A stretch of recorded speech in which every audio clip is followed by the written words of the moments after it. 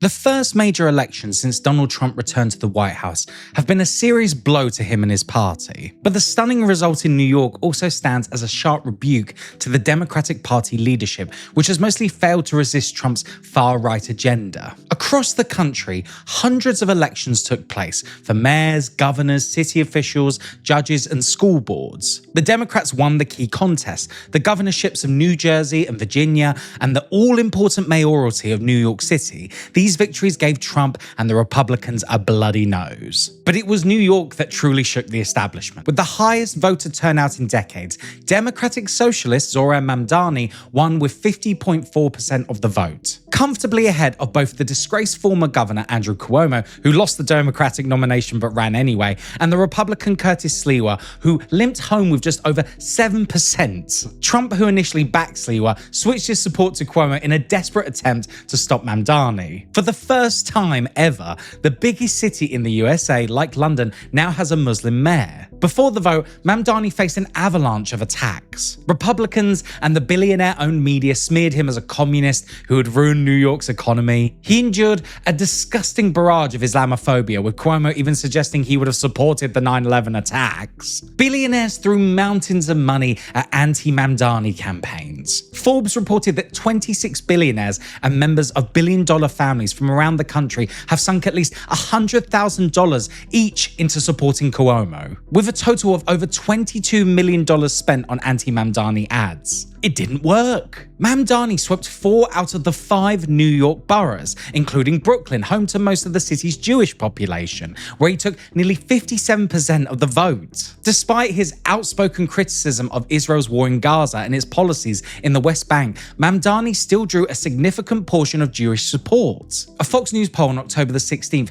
had him heading for 38% of the Jewish vote to Cuomo's 42%. As journalist Ken Klippenstein noted, Zohran Mamdani won by literally meeting people where they're at, in bodegas, subway stations, busy sidewalks, even at the New York Marathon. His campaign wasn't built on photo ops or slick ads, but on conversations with ordinary working class people. His videos focused on them, their problems, their frustrations, their hopes. If you're speaking the things that people want to hear about, I don't care what color you are, I'll vote for you, one woman told him. Mamdani's campaign electrified a new generation of young activists, including many from the Democratic Socialists of America, much like the Corbyn movement did in Britain in 2015 and 2016. His promises to tackle the cost of living crisis, housing, transport, low pay, struck a powerful chord with working class voters. Overwhelmingly, younger voters backed Mamdani. He led on all the key issues that mattered: housing, the economy, taxes, and crime. His success reflected a deeper growing sentiment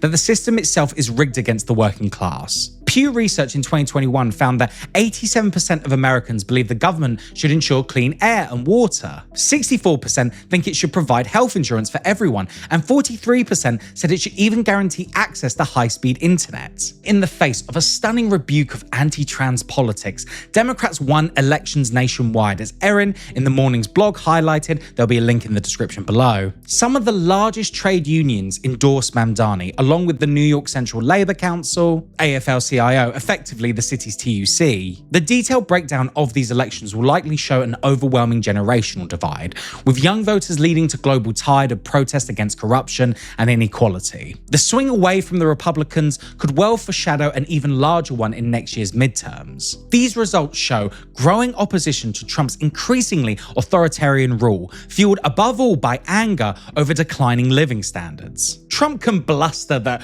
"I wasn't on the ballot," but the truth is clear. The rot runs deep. Everyday insecurity, unpaid wages from the 37-day federal shutdown, now the longest in US history, and worsening poverty are eroding his support. All eyes are now on New York and what Mamdani can achieve after his inauguration on January the 1st. In his victory speech, quoting the American socialist Eugene Debs, Mamdani recognized that he's raised the hopes of millions of New Yorkers, but he faces powerful enemies, the billionaire class, the media, the Republican machine, and a deeply uneasy Democratic establishment. Trump has already threatened to withhold federal funding from New York, setting the stage for a potential constitutional crisis. 7 years ago, another radical Democrat, Alexandria Ocasio-Cortez, won despite fierce opposition from her party's elite. Yet, like Bernie Sanders, she has since been absorbed into the machinery of the Democratic Party because, at its core, the Democratic Party, like the Republicans, is a party in defense of capitalism. A 2023 Gallup poll found that 63% of Americans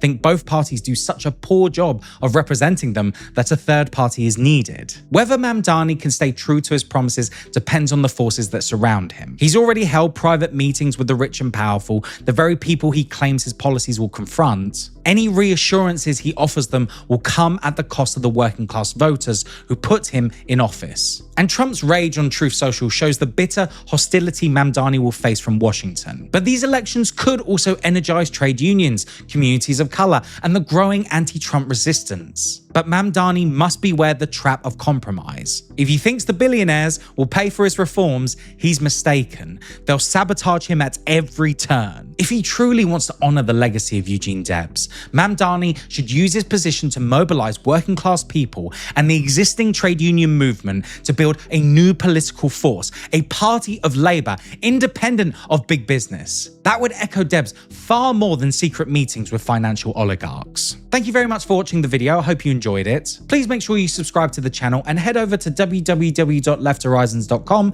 to read the full article and subscribe to our newsletter. You can also listen to this video on Spotify or any major podcast platform by following the links in the description below. We shall see you in the next video. Bye for now.